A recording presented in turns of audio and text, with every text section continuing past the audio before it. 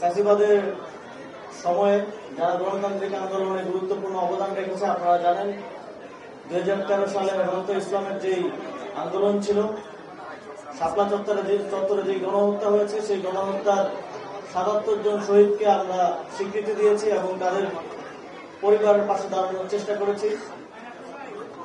এবং আমরা মনে করি বাংলাদেশের কোনো একটি জনগোষ্ঠীকে পিছনে ফেলে বা কোনো একটি জনগোষ্ঠীকে রেখে বাংলাদেশের উন্নয়ন এবং অগ্রগতি সম্ভব না। ঠিক যেমন ভাবে প্রত্যেকটি গণতান্ত্রিক আন্দোলনে এবং সর্বশেষ জুলাই গণঅভ্যুত্থানে মাদ্রাসার ছাত্ররা, আলেম ওলামারা এগিয়ে এসেছেন, ঠিক সেরকম ভাবে বাংলাদেশের ভবিষ্যৎ অগ্রগতি, নতুন বাংলাদেশ গড়ার ক্ষেত্রে আপনাদের অংশগ্রহণ এবং অর্থবহ অংশগ্রহণ আমরা কামনা করি। যখন আমি এই এলাকায় আসছিলাম তখন দেখছিলাম যে এলাকার যোগাযোগ, যাতায়াত সহ নানা ধরনের সমস্যা রয়েছে।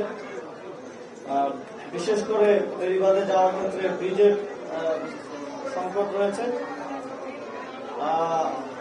স্থানীয় সরকার মন্ত্রণালয় থেকে আমরা সিটি কর্পোরেশনের সাথে কথা বলে, জেলা পরিষদের সাথে কথা বলে এখানে কোম্পানি ঘাটে একটি ব্রিজ নির্মাণের উদ্যোগ গ্রহণ করব।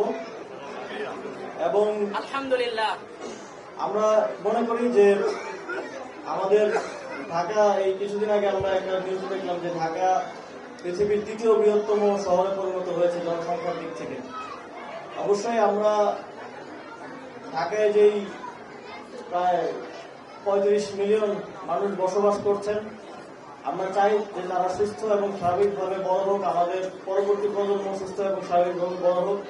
সেজন্য আমরা মনে করি যে ঢাকায় আরো বেশি উন্মুক্ত স্থান, বিশেষ করে খেলার মাঠ প্রয়োজন। আমরা অবশ্যই গুরুত্ব সহকারে এই কামারগঞ্জের 15 নম্বর ওয়ার্ডে সরকারের কোনো খাস জমি আছে কিনা আমরা সেটা দেখব এবং সেখানে আমরা মাঠ নির্মাণ করার উদ্যোগ গ্রহণ করব।